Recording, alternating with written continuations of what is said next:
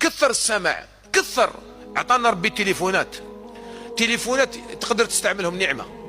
يقدر عباك التليفون درك التليفون هذا يقدر يدخلك الجنه، والله غير يقدر يدخلك الجنه. شفت هذوك اللي كان يقول لك الشيخ عليهم دركا كامل تابوا، كاين بزاف منهم ما حضروناش، ما كانوش حاضرين، تبعونا في التليفون، دخلهم التليفون الجنه. والتليفون هذا تقدر به تسمع اليوم عذاب القبر، سكرة الموت، عذاب القبر، نعيم القبر، تسمع الحشر، كيف يبعثنا الله يوم القيامة، علامات الساعة، وش حيكون يوم القيامة. علاه؟ باش هذا يولي قلبي دائما كل ما نخدم حاجة على بالك نوقف يوم القيامة. شت هذاك اللي حاسبه الله يوم القيامة، تولي بالنسبة لك يوم القيامة كأنك جست عليها. على هذيك تولي تتحسن في الأعمال تاعك، تولي تخاف الله. على هذيك واش قال ربي؟